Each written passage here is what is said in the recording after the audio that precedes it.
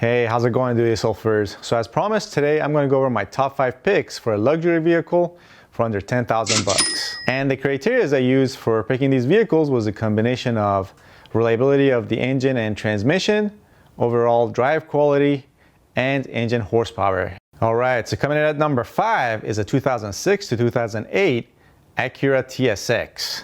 These vehicles come with a 2.4 liter dual overhead cam 4-cylinder engine, and you have options for a 5-speed automatic or a 6-speed manual transmission. The engines on these cars produce 205 horsepower and 164 pound-feet of torque, and these vehicles have a curb weight of 3,318 pounds. Alright, so the 2.4 liter engine on these comes with a timing chain, which is going to be the case for all the other cars on this list as well.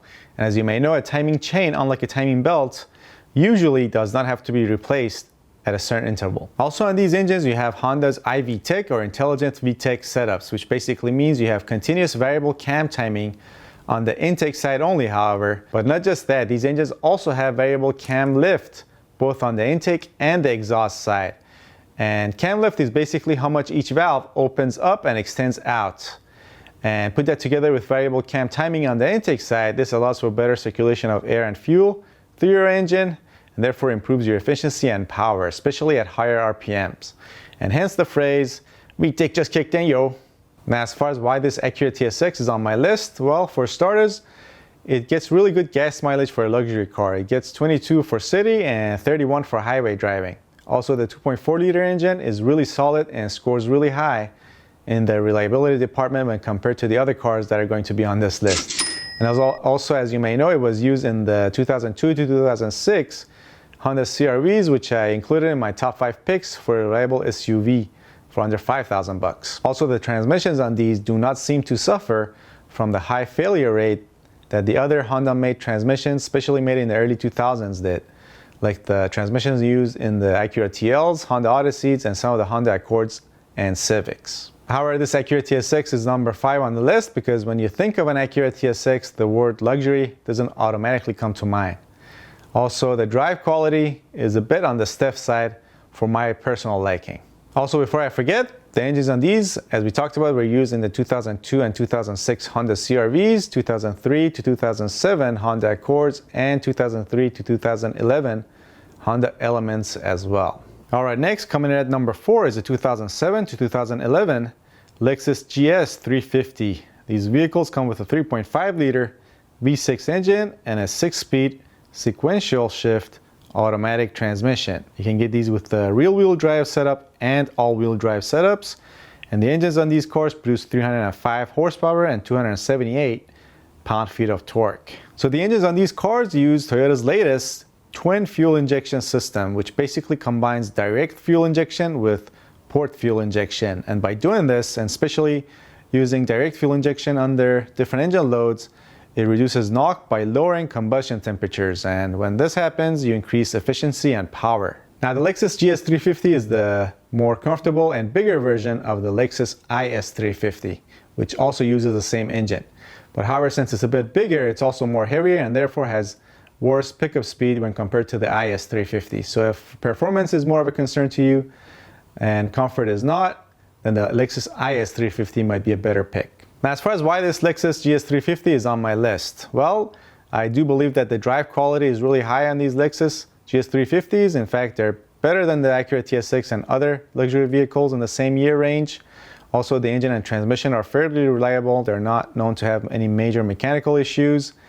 However, it is number 4 because the quality of the electronics in the interior is not that great, like the navigation system, the stereo, and other things. Also, the road noise seemed to be a bit high inside the cabin when compared to other Lexus made vehicles in the same year range. Alright, next, coming in at number 3 is a 2008 to 2010 Porsche Cayenne. And these cars come with a 3.6 liter dual overhead cam VR6 6-cylinder engine, and you have options for a 6-speed automatic or a 6-speed manual transmission. The VR6 engines on these cars produce 290 horsepower and 284 pound-feet of torque. And these vehicles have a curb weight of 4,762 pounds. Now, the VR6 3.6 liter engine that's used in these Porsches was also used in the Touaregs and I believe in the Audi Q7s as well.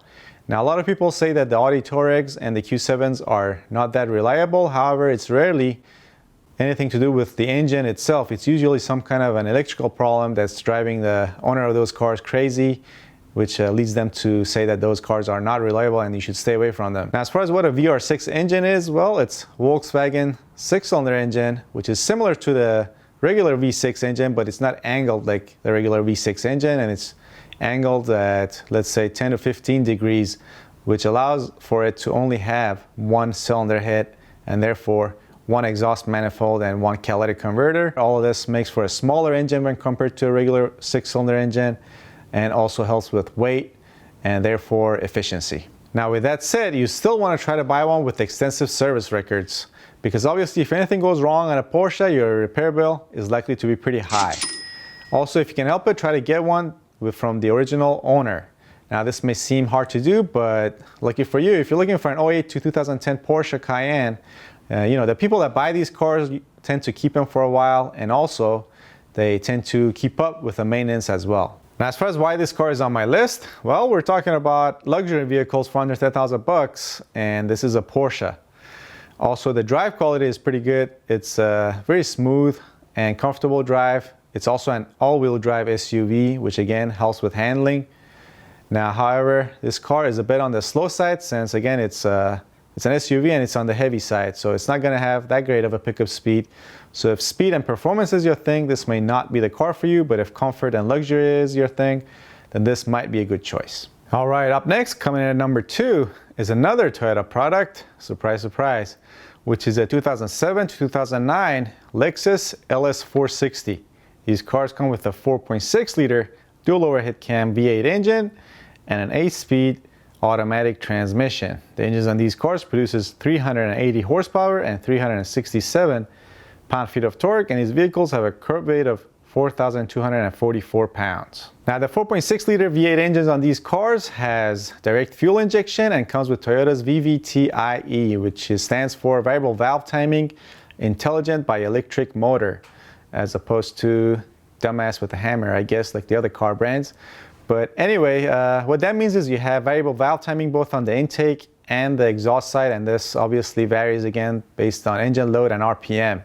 On the exhaust side on these cars, this is done hydraulically by using oil pressure and solenoid, and on the intake side, however, is done by an electric motor. Now, by using an electric motor, you have better responsiveness and more accurate timing of the intake cam, which means, again, better airflow and therefore more efficiency and more power out of these V8 engines. Now, as far as why this car is on my list and at number 2, well, for starters, the drive quality is really high in my opinion. They're very comfortable. It's almost like sitting in a library and driving that library down the street. Also, the reliability is pretty good as well. The 4.6-liter engine on these is based on the 4.3-liter, which was used previously in the previous generations, and then that was based on the 4.0-liter. And again, if you're on a lower budget, you can look at a 98 to 2000 LS400 with the 4.0-liter and a 2001 to 2006 LS430 with the 4.3-liter. And in fact, the engine block that's used in these cars is also used in the Toyota Tundras and the Toyota Land Cruisers as well. So they're pretty much bulletproof and reliable. But one thing you gotta keep in mind again is that these are on the heavier side. Again, these are heavy cars, and even though they produce a lot of horsepower and torque, you are not gonna be that quick off the line. So if speed is your thing, this may not be the car for you, but if luxury, comfort, and reliability is your thing, then this is definitely one of the cars that scores really high in those departments. Now, one thing you want to double check if you ever go to buy one of these cars is that you want to make sure that the dashboard, the door panels, and the surface of the center console is not peeling or feels sticky, because that's one common complaint with these LS460s. And now it's time for number 1.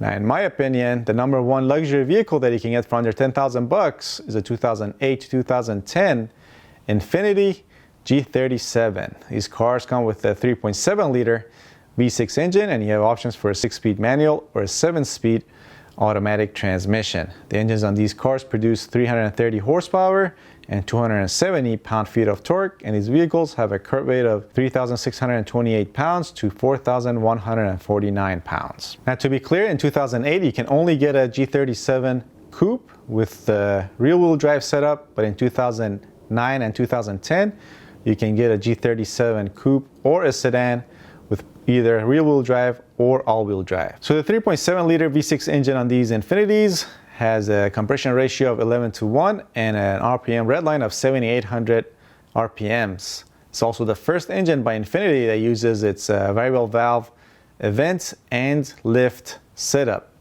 And basically that means, again, the variable valve timing of the intake and the exhaust camshafts, and also the variable lift, which is again the amount each valve extends out. And in fact, the 2009 Infiniti G37 has a 0 to 60 time of 4.9 seconds and a quarter mile time of 13.8 seconds, which is going to be the fastest times for any car on this list. Now, if you're familiar with Infinitis, you might be thinking that you can get a G35 with less miles and for cheaper.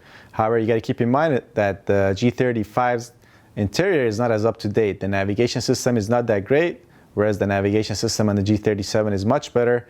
Also, the seats, the quality of the leather, and the sound system in the G37 is much better as well. But even more important than that, the 3.5-liter V6 engine that comes in the G35 has been known to have some mechanical issues like excessive oil consumption, problem with the timing chain tensioner, and other minor problems which were, for the most part, fixed with the G37. So that's it. Now, before you go though, do me a favor and participate in this poll I'm going to put up here and let me know what video you want to see next. Actually, to be clear, I've already made the next video. The next video is going to be on my top 5 tips on inspecting a used car for purchase. However, the video after that will be the video that gets the most amount of votes in this poll. All right, so yeah, I gotta wrap this up. Hope you enjoyed this. If you want to see more like this video, you can also check out these other related videos. There'll be links here and in the description box. And with that said, I'll see you guys next time. Thanks for watching.